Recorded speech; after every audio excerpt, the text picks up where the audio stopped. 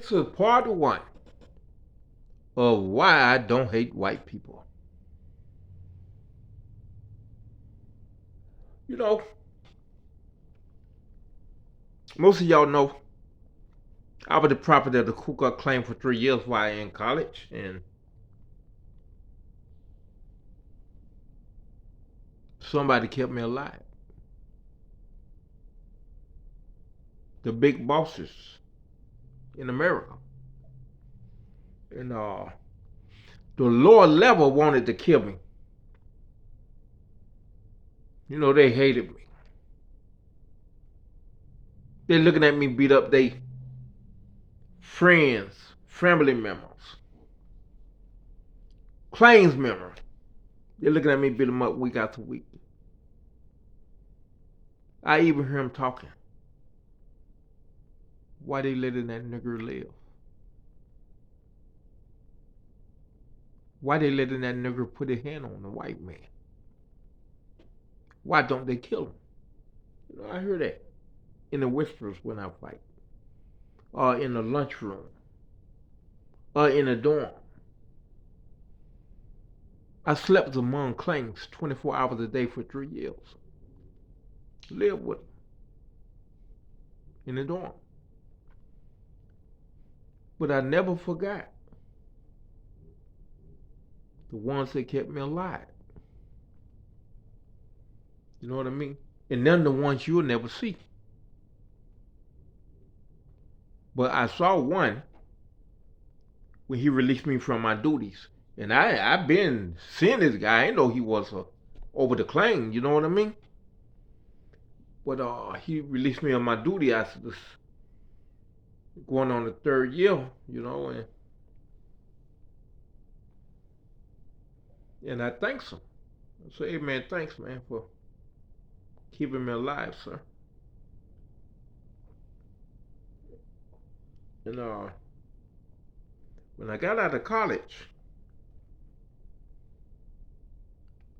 one of my friends named Carnage Mason, I was helping him with his yard, you know. He do the lawn service and I check all the sprinklers. They ain't even charging nothing. He my buddy, you know.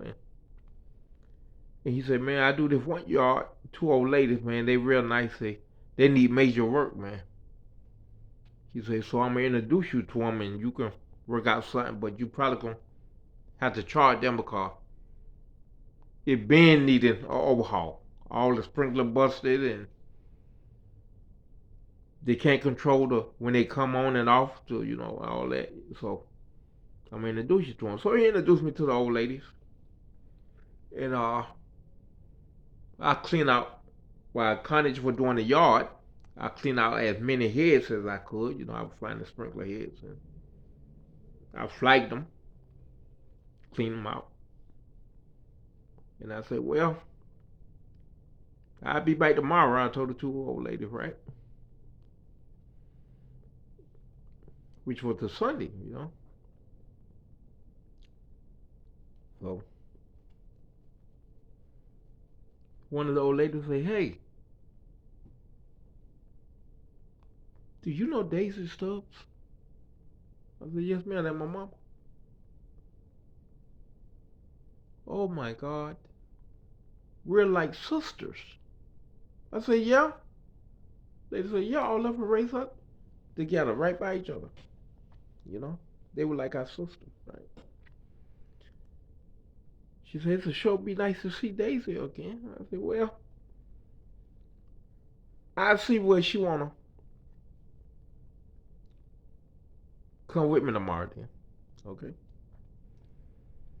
So I told my mama about the two old ladies. She ain't had a clue to who they were. And she say they say we like sisters. That mean they were helping us. When my daddy kept my mama, she said it was a couple of families, white families, the McManus, the Summerlins, Joe of Joe Stowe, and said they all looked out for us. And I said, yeah. She said, yeah. If it weren't for them, we would have got split it up. They made sure our bills were paid. They made sure we eat every day. They made sure we did our homework and stuff, and they made sure we go to bed a certain time of night. All the neighbors were looking after us so the state wouldn't take us.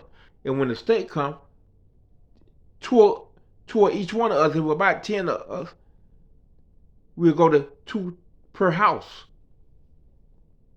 So the state come, they think all of us are living with different white families on the same street. Then when the state leave, we all go home. And after school, we all do chores for each house. It was like 7 houses who were helping us, so we all did chores for them. The boys will help on the farm, and us girls will clean their house up, their kitchen after school, and that's how they paid our bills and fed us. And it went on a good while because we were young when my daddy killed my mama. My mom said, she said I think the only one was 12. She said she was like 8 or 9, and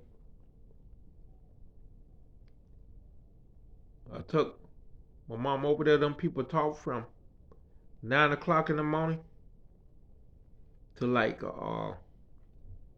dark.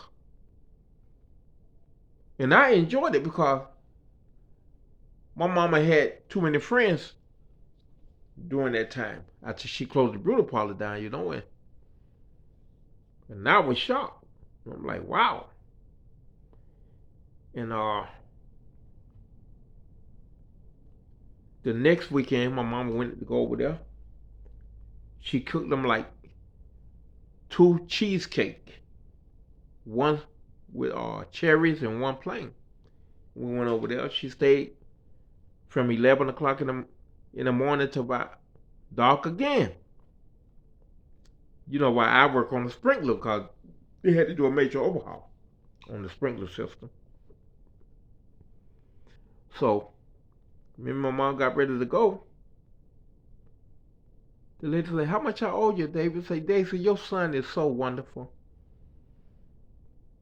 He put up with me and this old hag here. It was her sister and they wouldn't have laughed in there. And my mom said, child, don't worry about paying him. Y'all family. Wherever he charge, I pay him, right? So me and my mom went home and she said, do me a favor. Take care of them 2 old women. Don't never charge them nothing. Wherever they need, you do it. Don't charge them nothing, and I'll pay for them. And I said, well, I can't charge you, mama. I just do it for free then, you know what I mean? Pass it forward. I'll pass it forward. And it's good to know your parents' history. And I was learning my mama history. Part 2 coming up.